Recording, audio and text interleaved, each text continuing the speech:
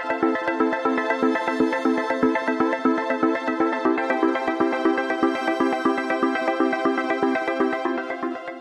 Everyone, welcome to study tube.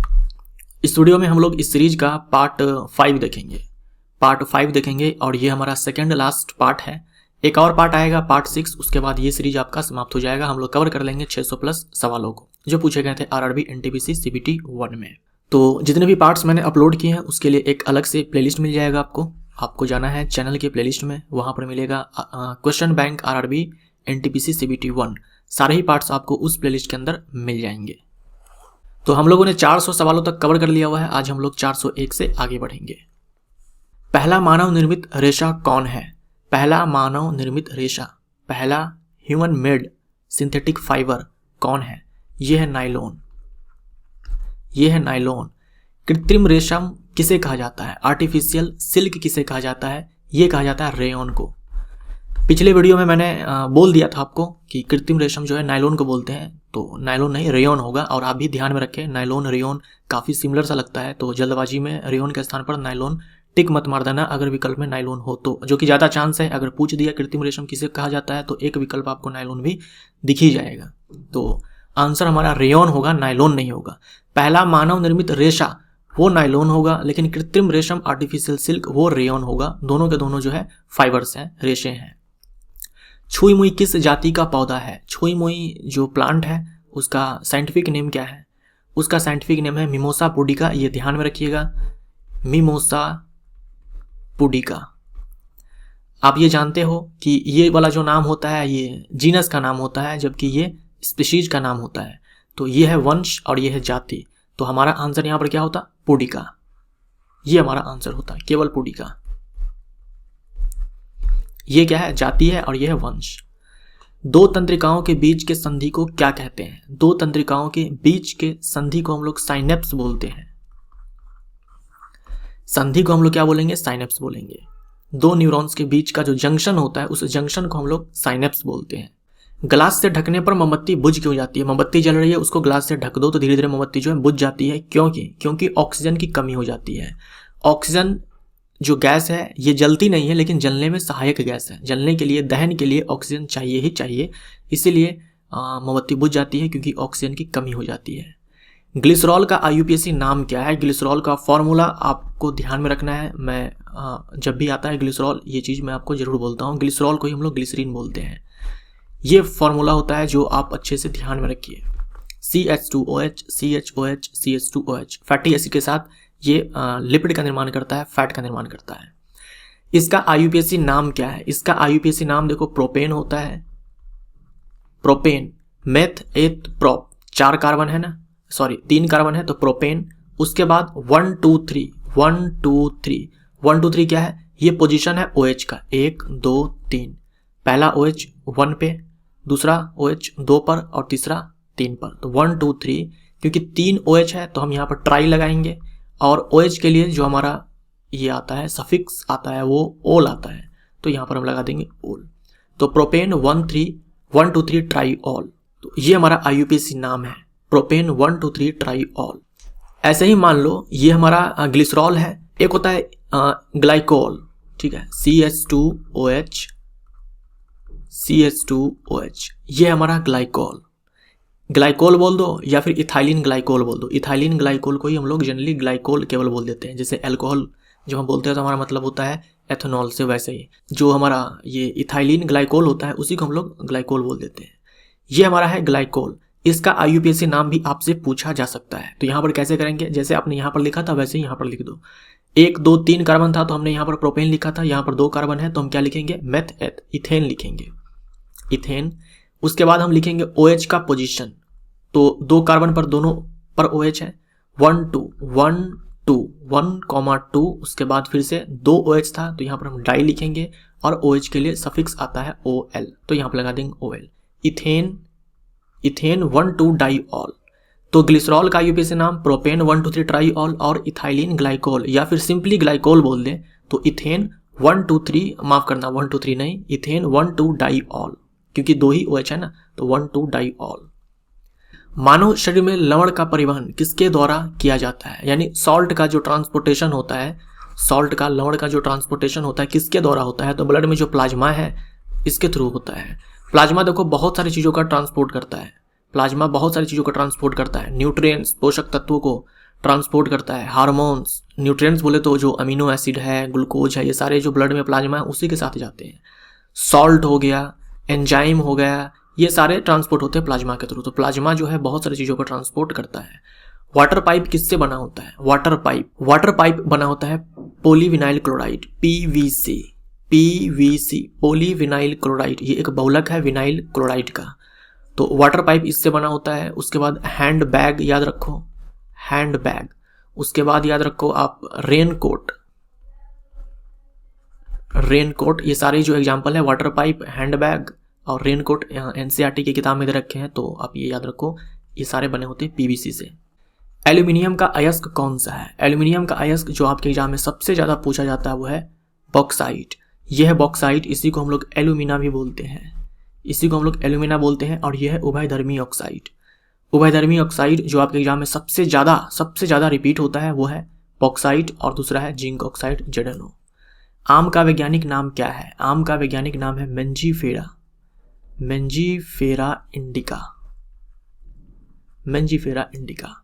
प्रकाश के वर्ण विक्षेपण की खोज किसने की, जब श्वेत प्रकाश प्रिज्म से गुजरता है तो 7 अलग अलग रंगों के प्रकाश में टूट जाता है। ये आपने क्लास 7th में ही पढ़ा था, 7th से पढ़ते आ रहे हो। उसी को हम लोग बोलते हैं प्रकाश का वर्ण विक्षेपण। वर्ण का मतलब यहाँ पर रंग होता है। तो इस चीज की खोज किसने की,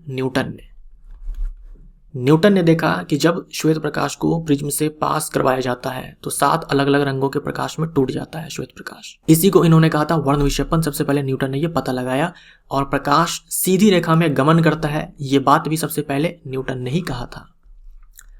परमाणु भट्टी या न्यूक्लियर रिएक्टर में किस फ्यूल का प्रयोग किया जाता है, कई सारे फ्यूल इस्तेमाल होते हैं, जैसे कि यूरेनियम 235 जिसका इस्तेमाल सबसे ज़्यादा होता है और आपके एग्जाम में सबसे ज़्यादा चांस है इसी के पूछे जाने का।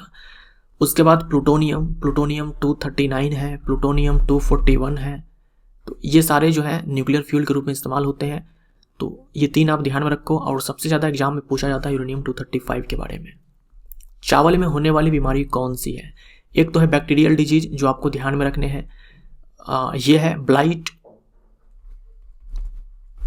ब्लाइट ऑफ राइस, इसको आप बोल सकते हो चावल का अंगमारी रोग, ठीक है, अंगमारी रोग।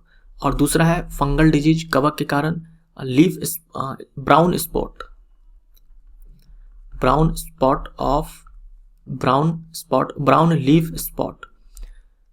लीफ स्पॉट ऑफ राइस, यानी चावल की जो पत्तियां हैं उस पे ब्राउन स्पॉट आ जाती है, तो ये फंगल डिजीज है।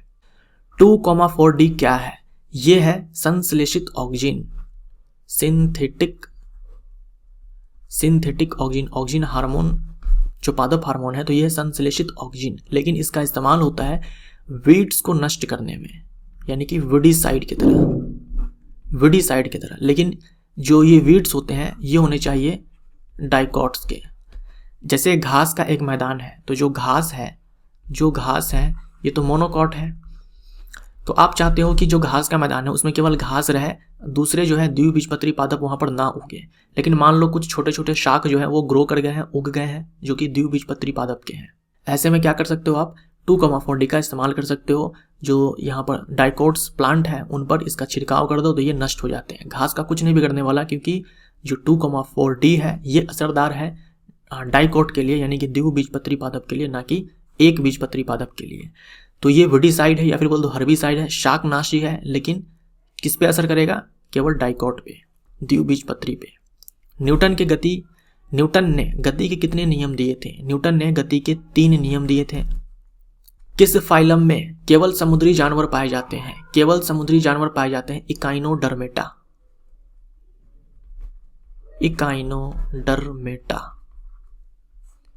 इकाइनोडर्मेटा में केवल समुद्री जानवर पाए जाते हैं, जैसे कि सी अर्चिन या सी अर्किना बोल दो। उसके बाद सी स्टार, उसके बाद सी कुकम्बर, ये तीनों आप ध्यान में रखें।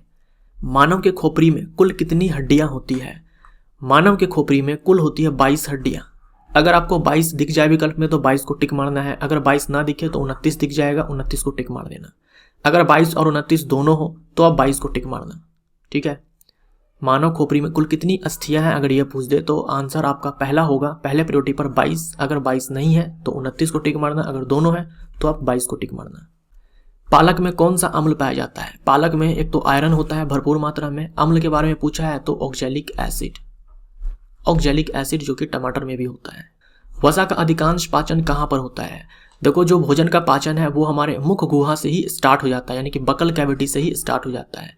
बकल कैविटी के बाद जो स्टमक है, आमाशय है, वहाँ पे होता है। उसके बाद होता है स्मॉल इंटेस्टाइन पे, स्मॉल इंटेस्टाइन में। वसा का पाचन जो है ना तो बकल कैविटी में होता है ना ही स्टमक में होता है, ये होता है छोटी आंत में। तो जो हमारा आंसर होगा यहाँ पर स्मॉल इंटेस्टाइन होगा, छोटी आंत, छोटी आंत। नाभिकीय भौतिकी का जनक किसे कहा जाता है? फादर ऑफ न्यूक्लियर फिजिक्स, ये कहा जाता है अर्नस्ट रदरफोर्ड को। Rutherford, Ernst Rutherford. द्रवित नाइट्रोजन का क्वथनांक कितना होता है? जो लिक्विफाइड नाइट्रोजन है उसका मेल्टिंग पॉइंट, माफ करना बॉइलिंग पॉइंट, ये बॉइलिंग पॉइंट होता है -195.8 डिग्री सेल्सियस। बेल मेटल किसका मिश्र धातु है? बेल मेटल ये मिश्र धातु है कॉपर प्लस टीन का, कॉपर प्लस टीन का। रेडियोधर्मी नोबल गैस है, जो हमारा समूह संख्या 18 है उनमें सारे नोबल गैस आते हैं। हीलियम है, नियॉन है, आर्गन है, क्रिप्टन है, जेनॉन है, रेडॉन है। तो ये जो रेडॉन है ये है नोबल गैस जो कि रेडियोधर्मी है, तो हमारा आंसर यहाँ पर रेडॉन हो जाता। मोनाजाइट किसका अयस्क है? मोनाजाइट अयस्क है थोडियम का। थोडियम का परमाणु संख्या है 90 और ये भी एक रेडियोधर्मी तत्व है। एक्टिनाइड सीरीज में, एक्टिनाइड सीरीज का ये पहला तत्व है, मिलेगा आपको F ब्लॉक में। एड्स का पूर्ण रूप क्या है? एड्स का पूरा नाम क्या है? Acquired immunodeficiency syndrome, acquired immunodeficiency syndrome. AIDS होता है HIV के कारण जो कि है रेट्रोवायरस। रेटिनॉल किस विटामिन को कहा जाता है? रेटिनॉल कहा जाता है विटामिन ए को। विटामिन ए का एक बहुत ही अच्छा स्रोत है गाजर।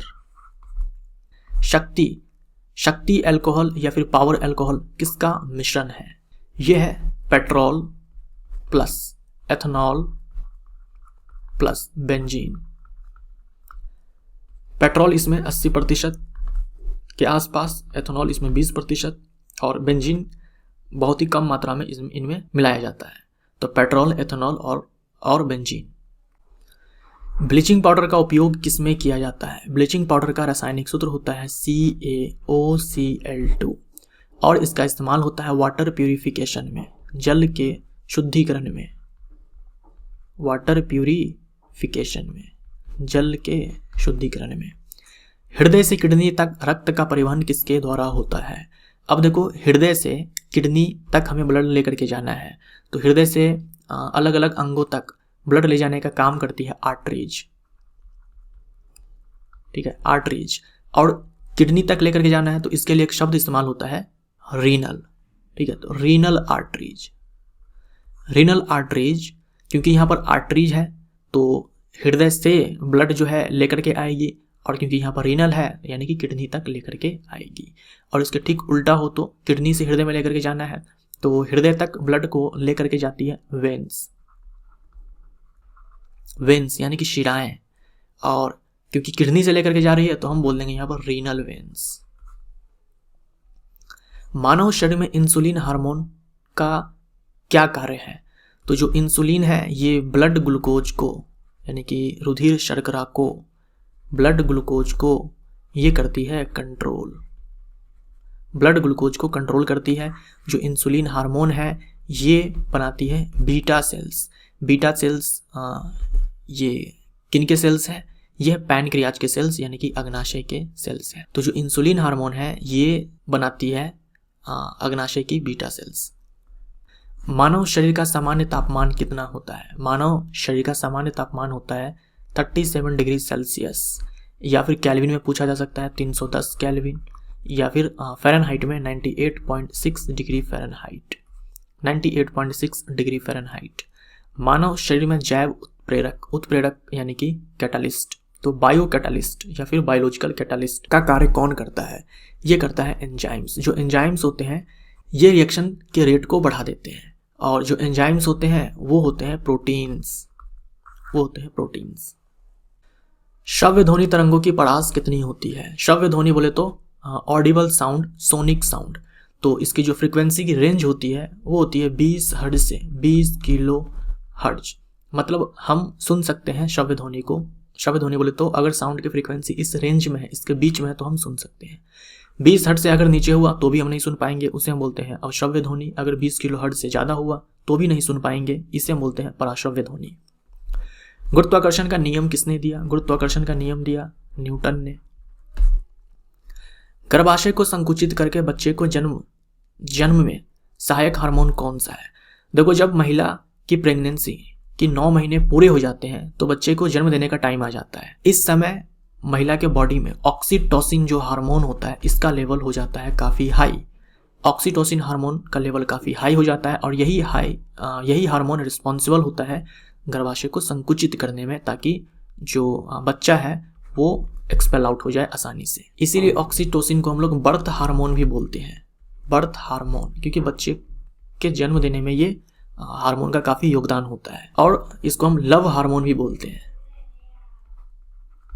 ये जो ऑक्सीटोसिन हार्मोन है, ये जो हमारा ऑक्सीटोसिन हार्मोन है, ये बनता है हाइपोथैलेमस में, बनता तो है हाइपोथैलेमस में, लेकिन स्रावित होता है पिट्यूटरी ग्लैंड से, पिट्यूटरी ग्रंथि से। हाइपोथैलेमस में बनता है और स्रावित होता है पिट्यूटरी से। E300 किस विटामिन का नाम है? E300 विटामिन सी को कहा जाता है। विटामिन सी का रासायनिक नाम है ascorbic acid. Ascorbic acid, vitamin C की कमी से स्कर्वी होता है।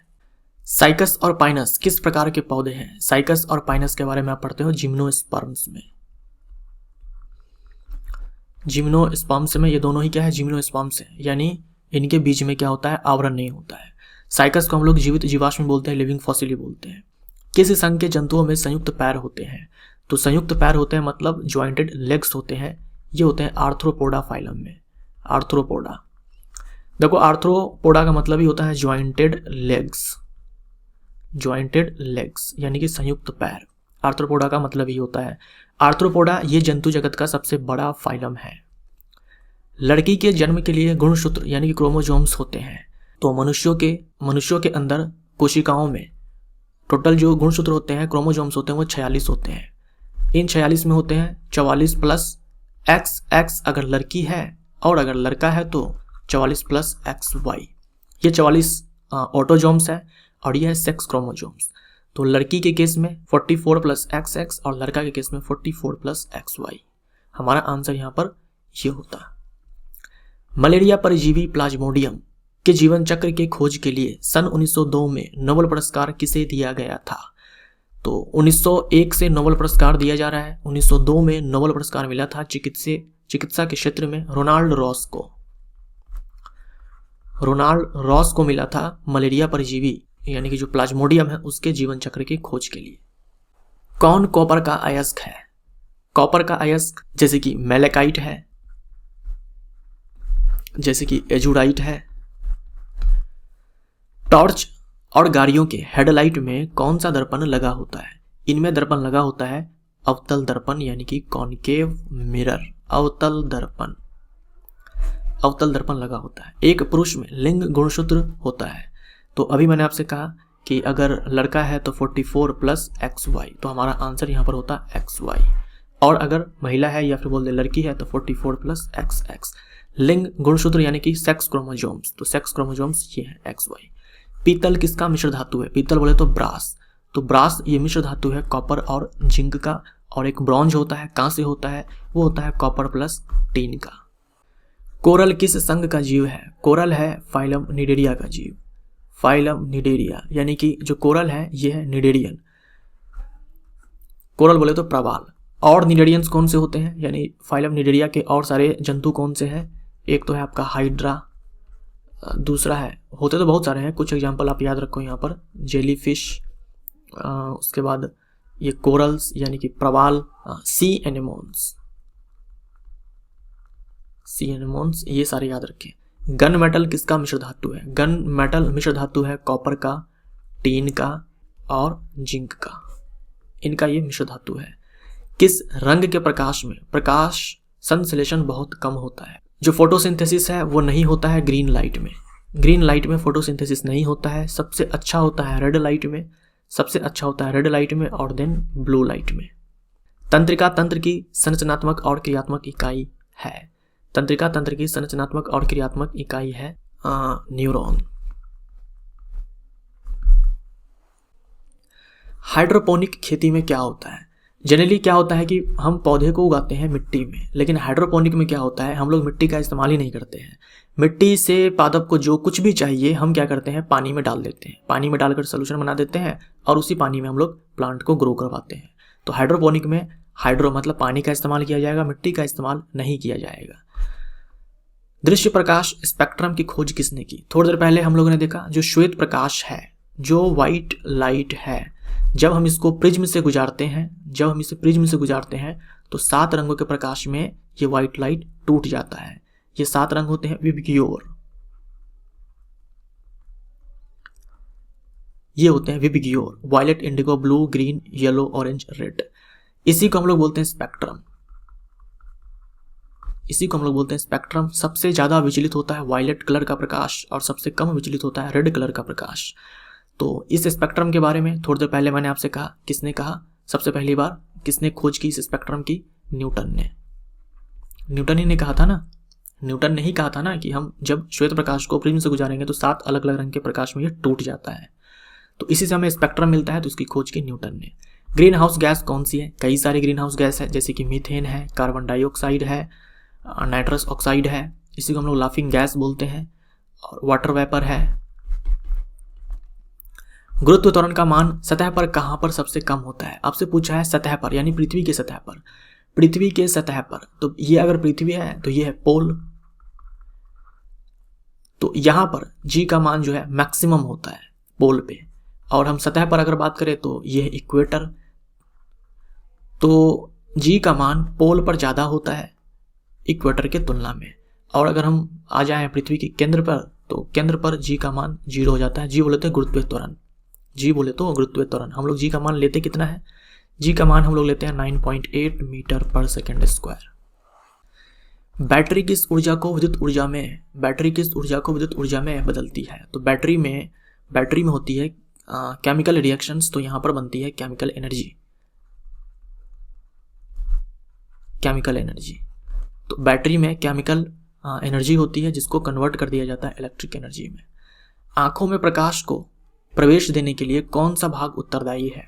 तो आंखों के बीच में जो आपको ब्लैक कलर का पार्ट दिखता है, जिसे हम लोग बोलते हैं पुतली, यहीं से प्रकाश हमारे आंखों में जाता है और रेटिना पर प्रतिबिंब बनाता है। तो हमारा आंसर हो जाएगा प्यूपिल, यानी कि पुतली। बाकी ये सारे जो व्हाइट कलर के पार्ट्स होते हैं ना, ये सारे होते हैं ओपेक, यानी कि अपारदर्शी। इनसे होकर के प्रकाश हमारे आंखों में नहीं जाता है, प्यूपिल के जरिए जाता है। अवायवीय श्वसन किसे कहते हैं? तो अवायवीय श्वसन का मतलब बिना ऑक्सीजन का श्वसन। दूरदृष्टि के उपचार में प्रयुक्त लेंस कौन सा है? दूरदृष्टि बोले तो दूर की वस्तु साफ साफ दिखाई देती है, नजदीक की वस्तु साफ साफ दिखाई नहीं देती है। तो इसको ठीक करने के लिए इस्तेमाल होता है उत्तल लेंस का, कॉन्वेक्स लेंस का। मीथेन का रासायनिक सूत्र क्या है? मीथेन का रासायनिक सूत्र होता है CH4। इसे हम लोग मार्श गैस भी बोलते हैं। एक वयस्क मानव हृदय का औसत भार कितना होता है? तो एक एडल्ट मेल का, यहां मानव का मतलब समझना है आपको मेल, ठीक है, मेल, क्योंकि सवाल में लिखा हुआ होगा मेल है या फिर फीमेल है। यहाँ मानव लिखा हुआ है, आप तो यहाँ आपको मेल समझना है। मानव जब हम बोलते हैं तो उसमें मेल फीमेल दोनों ही आ जाएंगे, लेकिन यहाँ पर आपको मेल समझना है। तो मेल के केस में याद रखो 280 से 340 ग्राम हार्ट का वेट, और फीमेल के केस में 230 से 280 ग्राम। तो जो पुरुष का हृदय होता है वो ज़्यादा भारी होता है। पॉलीग्राफ से किसका पता लगाया जाता है? पॉलीग्राफ जो डिवाइस है, इससे झूठ का पता लगाया जाता है, ठीक है, झूठ का पता लगाया जाता है। प्रोटोप्लाज्म शब्द किसने दिया? प्रोटोप्लाज्म जो ये शब्द है ये दिया था पुरकिंजे ने। पुरकिंजे ने और इसकी खोज की डुजार्डिन ने। तो नाम दिया पुरकिंजे ने प्रोटोप्लाज्म, लेकिन प्रोटोप्लाज्म की खोज की डुजार्डिन ने। ऐसे जानवर जो पादप और मांस दोनों खाते हैं क्या कहलाते हैं? उसे हम बोलते हैं सर्वहारी। सर्वहारी बोले तो ओमनीवोरस। चुंबकीय फ्लक्स का एसआई मात्रक क्या है? चुंबकीय फ्लक्स बोले तो मैग्नेटिक फ्लक्स। मैग्नेटिक फ्लक्स का एसआई मात्रक होता है वेबर। और चुंबकीय क्षेत्र की तीव्रता या फिर बोलते चुंबकीय क्षेत्र का एसआई मात्रक क्या होता है? मैग्नेटिक फील्ड का एसआई मात्रक क्या होता है? तो आंसर आपका होगा टेस्ला। तो फ्लक्स का पूछ दे, चुंबकीय फ्लक्स का, तो वेबर। अगर चुंबकीय क्षेत्र के बारे में पूछ दे तो टेस्ला। ये दोनों ही एसआई मात्रक हैं। कार के साइड और रियल व्यू मिरर के रूप में किस दर्पण का प्रयोग किया जाता है? तो कार के साइड मिरर के रूप में या फिर रियल व्यू मिरर के रूप में इस्तेमाल किया जाता है कॉन्वेक्स मिरर का, उत्तल दर्पण का। पानी का अधिकतम घनत्व कितने तापमान पर होता है? पानी का अधिकतम घनत्व होता है 4 डिग्री सेल्सियस पे। हम पानी का घनत्व लेते हैं 1000 किलोग्राम पर मीटर क्यूब या फिर बोल दो 1 ग्राम पर सीसी क्यूबिक सेंटीमीटर। तो ये जो हम लोग डेंसिटी बोलते हैं ये 4 डिग्री सेल्सियस पर ही बोलते हैं। तो पानी का अधिकतम घनत्व यही होता है, वो भी 4 डिग्री सेल्सियस पर। किस हार्मोन के कारण पौधे प्रकाश की दिशा में मुड़ जाते हैं? तो पौधे प्रकाश की दिशा में मुड़ जाते हैं ऑक्सीजन हार्मोन के कारण। ये ऑक्सीजन हार्मोन बनता है शूट टिप पे, बोल दे तो जो ये तना होता है उसके शीर्ष पे, या फिर बोल दो रूट टिप पे। रूट टिप बोले तो जो जड़ें हैं उसके शीर्ष पे। जंग से बचने के लिए लोहे पर किस धातु की परत चढ़ाई जाती है? लोहे पर जस्ता की परत चढ़ाई जाती है। इस प्रक्रिया को हम लोग बोलते हैं गैल्वेनाइजेशन, गैल्वेनीकरण। गैल्वेनाइजेशन। जिंक की परत चढ़ाई जाती है, इसे हम लोग गैल्वेनाइजेशन बोलते हैं, गैल्वेनीकरण बोलते हैं। परमाणु क्रमांक नाभिक में उपस्थित किसके बराबर होता है? देखो परमाणु के नाभिक में न्यूट्रॉन्स भी होते हैं, प्रोटॉन्स भी होते हैं। तो जो परमाणु क्रमांक होता है वो नंबर ऑफ प्रोटॉन्स के बराबर होता है, यानी कि प्रोटॉन की संख्या के बराबर। तो हमारा आंसर यहाँ पर प्रोटॉन हो जाता। कीटों में श्वसन अंग कौन सा होता है? कीट यानी कि जो आर्थ्रोपोडा के अंदर जो इंसेक्ट्स आते हैं उनमें श्वसन अंग कौन सा होता है? कीटों में श्वसन अंग होता है ट्रैकिया।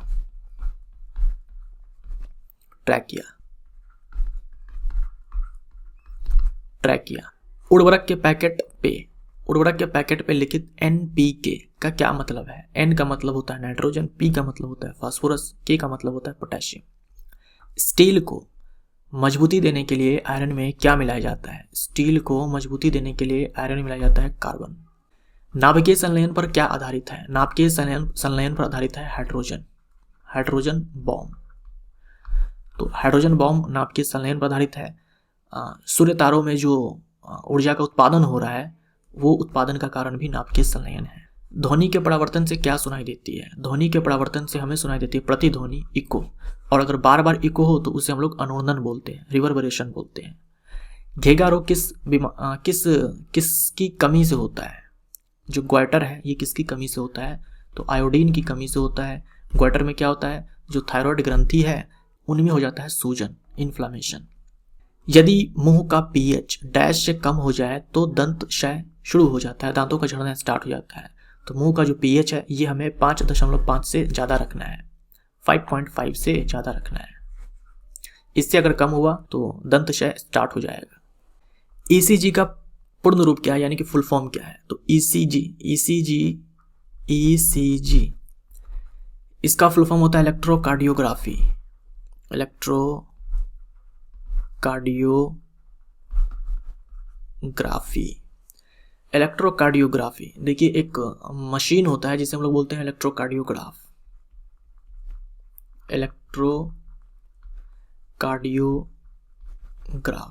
ये एक मशीन है। इसी मशीन के जरिए इलेक्ट्रोकार्डियोग्राफी करवाया जाता है। क्या होता है इसमें जो हार्ट है, जो हृदय है, उसकी एक्टिविटी क्या है, गतिविधि क्या है, कैसे ये हार्ट जो है अभी प्रेजेंट टाइम में काम कर रहा है, इस चीज का ना रिकॉर्ड लिया जाता है ग्राफ के फॉर्म में। किसके फॉर्म में? ग्राफ के फॉर्म में। ग्राफ के फॉर्म में इस हार्ट का रिकॉर्ड लिया जाता है इस मशीन के जरिए। इसी प्रोसेस को हम लोग इलेक्ट्रोकार्डियोग्राफी बोलते हैं। और ये जो हमें ग्राफ मिलता है इसे हम बोलते हैं इलेक्ट्रोकार्डियोग्राम। इलेक्ट्रोकार्डियोग्राम। तो इलेक्ट्रोकार्डियोग्राम ये ग्राफिकल रिप्रेजेंटेशन है कि हार्ट कैसे काम कर रहा है, और इलेक्ट्रोकार्डियोग्राफ है जिसके सहायता से इस इलेक्ट्रोकार्डियोग्राम को प्राप्त किया जाता है, और इस प्रोसेस को हम लोग बोलते हैं इलेक्ट्रोकार्डियोग्राफी। फुल फॉर्म होता है ईसीजी का इलेक्ट्रोकार्डियोग्राफी, या हो सकता है आपको इलेक्ट्रोकार्डियोग्राफ मिलकर ऑप्शन में दिया हो। पर्णवृत्त किससे संबंधित है? पर्णवृत्त को हम लोग बोलते हैं पेटियोल। पेटियोल, जैसे ये तना है और ये है पत्ती, तो इसी को बोलते हैं हम लोग पेटियोल। किस कोशिकांग को आत्महत्या की थैली भी कहा जाता है? तो कोशिका में एक कोशिकांग होता है जिसे हम लोग बोलते हैं लाइसोसोम। लाइसोसोम, इसे कहा जाता है आत्महत्या की थैली, क्योंकि होता कुछ ऐसा है कि मान लो ये सेल है और सेल में ये है कोशिका, ये लाइसोसोम। लाइसोसोम में बहुत ही पावरफुल एंजाइम्स होते हैं, डाइजेस्टिव एंजाइम्स होते हैं, पाचक एंजाइम्स होते हैं। जब ये सेल डैमेज हो जाएगा किसी भी कारण से ये सेल अगर डैमेज हो जाता है या फिर डेड हो जाता है, इस सेल का, इस कोशिका का कोई काम नहीं है, तो ये जो लाइसोसोम की थैली है ये फट जाती है, जिसके कारण ये पूरा सेल ही डाइजेस्ट हो जाता है, नष्ट हो जाता है। इसीलिए कहा जाता है आत्महत्या की थैली। अपने आप ही ये सेल जो है, ये जो लाइसोसोम है ये फट जाएगा और पूरे सेल को डाइजेस्ट कर जाएगा, नष्ट कर देगा। तो आत्महत्या की थैली इसीलिए कहा जाता है, सुसाइडल बैग कहा जाता है लाइसोसोम को। कमानीदार तुला से किसका मापन होता है? कमानीदार तुला से भार का मापन होता है, वेट का मापन होता है। ट्रैकिया किसका भाग है? ट्रैकिया भाग है रेस्पिरेटरी सिस्टम का। रेस्पिरेटरी सिस्टम का बोले तो श्वसन तंत्र का। कपास के रेशे को उनके बीज से अलग करने की प्रक्रिया को क्या कहा जाता है? इसे कहा जाता है गिनिंग।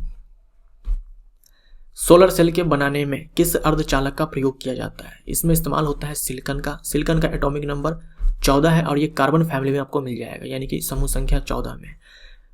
पृथ्वी के भूपर्पटी में सबसे ज्यादा जो तत्व पाया जाता है वो है ऑक्सीजन और दूसरे नंबर पर है सिलिकॉन। पृथ्वी की भूपर्पटी में अभ्रक कितने प्रतिशत? पृथ्वी के भूपर्पटी में अर्थ क्रस्ट में माइका खनिज है, पोटेशियम का खनिज है, पोटेशियम एल्यूमिनियम का खनिज है, तो ये पृथ्वी के भूपर्पटी में है 4 से 5%। किस प्रकार की विकिरण के द्वारा ऑस्ट्रेलियाई लोगों में सर्वाधिक स्किन कैंसर होता है? ऑस्ट्रेलिया के लोगों में बहुत स्किन कैंसर होता है, बहुत ज़्यादा स्किन कैंसर होता है अल्ट्रावायलेट रेडिएशन के कारण, यूवी रेज के कारण, पराबैंगनी विकिरण के कारण। प्रकाश संश्लेषण में सबसे ज्यादा प्रभावी रंग कौन सा है? मतलब कौन से रंग का प्रकाश है? तो यह रेड लाइट। एक्सरे की खोज किसने की? एक्सरे की खोज की विल्हेम रोंजन,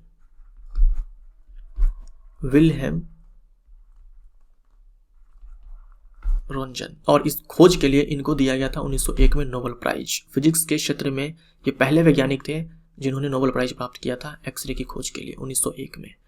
कौन सी गैस कमरे के तापमान पर गंध युक्त, यानी कि इनमें गंध है, हरे पीले रंग में रहती है? तो यह है क्लोरीन। सिंध गैस किसका मिश्रण है? सिंध गैस के बारे में मैंने आपको पढ़ाया था हाइड्रोजन वाले चैप्टर में। तो जो जल गैस हम बोलते हैं, जो कि मिक्सचर है कार्बन मोनोऑक्साइड और हाइड्रोजन गैस की, इसी को हम लोग बोलते हैं जल गैस, वाटर गैस, या इसी को बोल सकते हैं सिंथेसिस गैस, सिन गैस। तो हाइड्रोजन वाले चैप्टर के अंदर मैंने आपको ये चीज पढ़ाया हुआ है। पादप जगत का उभयचर किसे कहते हैं? किसे कहा जाता है? तो ब्रायोफाइट्स को। जो ब्रायोफाइट्स होते हैं इसे हम लोग बोलते हैं पादप जगत का उभयचर। वायुमंडल में कार्बन डाइऑक्साइड की मात्रा कितनी है? यह है 0.03%। अल्फाल्फा या फिर बोल दो अल्फा क्या है? यह है प्लांट, पादप है, पुष्पी पादप है, यानी कि फूल देने वाले पादप है, यानी कि एंजियोस्पर्म है। दलहनी पादप है, या फिर बोल दो फवेसी पादप है। फवेसी जो फैमिली है उस फैमिली का ये प्लांट है। परमाणु ही किसी पदार्थ की सबसे छोटी इकाई है, यह सबसे पहले किस भारतीय ने कहा था? यह कहा था महर्षि कणद ने।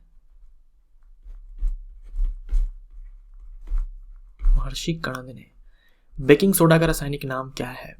बेकिंग सोडा हम लोग बोलते हैं सोडियम हाइड्रोजन कार्बोनेट को, या फिर बोल दो सोडियम बाइकार्बोनेट को। सोडियम हाइड्रोजन कार्बोनेट या फिर सोडियम बाइकार्बोनेट इसका रासायनिक नाम है। इसका इस्तेमाल होता है एंटासिड के रूप में और बेकिंग पाउडर बनाने में। सूर्य के वायुमंडल का सबसे बाहरी आवरण क्या कहलाता है? सबसे बाहरी आवरण को हम लोग बोलते हैं कोरोना। प्रकाश किस दिशा में गमन करता है? प्रकाश जो है ये सीधी रेखा में स्ट्रेट लाइन में गमन करता है। ये बात सबसे पहले किसने कही? न्यूटन ने कही। म्यूरेटिक अम्ल किसे कहा जाता है? हाइड्रोक्लोरिक अम्ल को हम लोग म्यूरेटिक अम्ल बोलते हैं। आंत्र रस द्वारा पाचन प्रक्रिया में प्रोटीन किस में बदल जाता है? तो प्रोटीन जो है अमाशय में पेप्टाइड्स में टूटता है और फिर ये पेप्टाइड्स जो है छोटी आंत में जाकर के टूट जाता है अमीनो एसिड में। निपा वायरस किससे फैलता है? निपा वायरस ये फैलता है चमगादड़ से, पिग्स से, ठीक है, चमगादड़ से और सुअर से। जब एक मैग्नीशियम रिबन को वायु में जलाया जाता है तो क्या होता है? मैग्नीशियम रिबन को जब वायु में जलाया जाता है तो एक व्हाइट कलर का पाउडर प्राप्त होता है जिसे हम लोग मैग्नीशियम ऑक्साइड बोलते हैं। हाइड्रोजन के समस्थानिक ट्रिटियम में परमाणु संख्या और द्रव्यमान संख्या का अनुपात क्या होता है? हाइड्रोजन के जो तीन समस्थानिक है 1H1, 1H2, 1H3, इसी को हम लोग ट्रिटियम बोलते हैं। तो क्योंकि सारे के सारे समस्थानिक है तो परमाणु संख्या सबका तो एक ही यहाँ पर रहने वाली है। उसके बाद जो द्रव्यमान संख्या है यहाँ पर 1 है, यहाँ पर 2 है, यहाँ पर 3 है। हमें ट्रिटियम के बारे में पूछा था तो परमाणु संख्या और द्रव्यमान संख्या यहाँ पर 3 है तो 1:3 हमारा यहाँ पर आंसर। मानव शरीर में पाचन की शुरुआत कहाँ से होती है? मुख गुहा से। मुख गुहा से शुरू हो जाती है। मुख गुहा में जो स्टार्च होता है माल्टोज में। तो ये हमारा पार्ट 5 जो है समाप्त होता है। अब एक पार्ट और आएगा, वो हमारा लास्ट पार्ट होगा। वीडियो अगर आपको अच्छा लगा हो तो लाइक जरूर करना। Thank you so much.